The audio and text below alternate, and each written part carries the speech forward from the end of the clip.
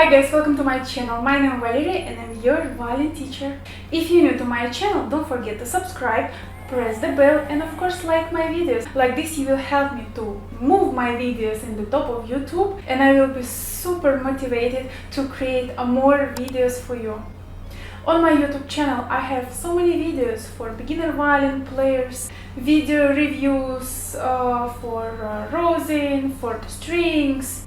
Also, if you're a beginner and you cannot find the notes or accompaniment, I created a PDF book 15 easy violin songs for beginners. In this book you will find 15 easy violin songs, 15 piano plus metronome accompaniments, 15 free violin lessons and 30 exercises. A link for lessons and for this book I leave for you down below in the description. And in general, if you have any questions, don't hesitate to write me. Today I decided to give you some small tips how to improve your sound, how to sound better. And the first tip, of course, you know me, I'm a little bit crazy with the left and the right hands, that I always talking about the right posture. You have to fix your right hand. Why? Because our right hand is everything. If we don't have a right setup, let's say, for our right hand, the sound will be, in some cases, scratchy, shaky, too light sound. You know, when somebody like whistling, it seems like you're playing, but it's this kind of sound. And of course, forget about bow strokes. If your right hand have problems, you won't be able to perform correctly bow strokes. As well, your sound affecting bad crossing, string crossing, bad shifting, and guess what? Yes, I'm still talking about your right hand. Good shiftings is not only left hand. Second tip, fix your vibrato. You don't have to use vibrato everywhere. Sometimes students, and not even students, sometimes even professional violin players, they think if they will use all the time vibrato, they will sound amazing. No. In some situations, it's better to not use vibrato at all. Or some musicians, they thinking that, oh come on, I'm not gonna use vibrato. Will be much more easier, cleaner and simple. You know, like some people they say less is more. Well, it's not very true.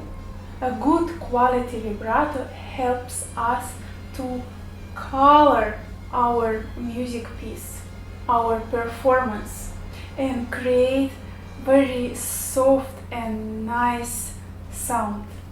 If I already started to talk about the quality of the vibrato, when you are using vibrato, you have to know exactly what kind of vibrato you should use in the certain places. I don't know if you know, but there is a few types of vibrato: finger, wrist and elbow.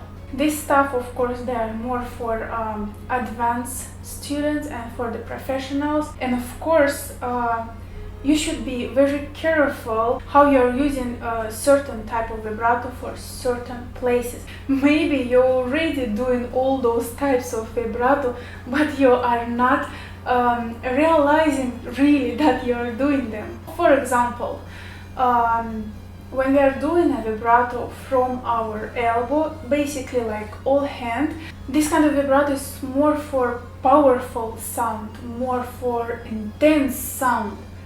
And when we are doing a vibrato only with our fingers, it has to be something very light, very, very gentle.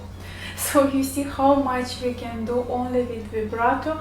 Maybe you thought like, what is this vibrato? Just move a little bit with your finger and that's it. Only with vibrato, how much we can improve our sound or maybe destroy. Also, to be able to improve your sound, you have to know, or you should learn, how to use your bow wisely.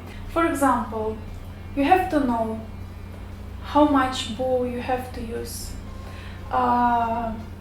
what speed of your bow have to be, in which way it's better to divide it, your bow for certain pieces. Sometimes we have, let's say, 2 notes and they under the slur, so it's a bow stroke legato, and the first note has a trill and the second note is just a quarter note, let's say. So in this case you have to know exactly how much you have to use.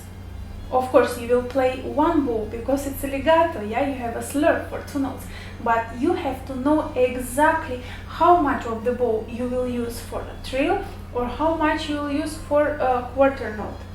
If you don't know that, you will sound not very good.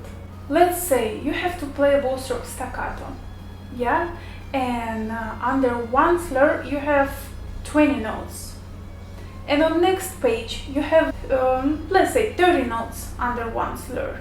The speed of the bow in these 2 cases will be different.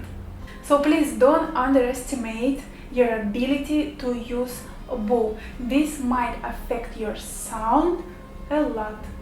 Another tip for you today: don't practice in the places with very loud acoustic or echo. You can play and practice in these kind of places only if it's kind of like sound check, yeah, just to see how you feel in that acoustic. But for practicing, for serious practicing, it's not good, because when you're practicing you might feel very good. It's kind of you have a reverb on your violin. But if after this practicing you're going to perform or play, let's say in the small room, you will feel very disappointed of yourself. So try to practice in the places where you will have a sound close to reality. And one last tip for you: don't play always on forte, play on piano as well. When we are playing piano, our ears, they are more concentrated, so like this you will hear more things that maybe you are doing wrong or maybe you are doing them just right.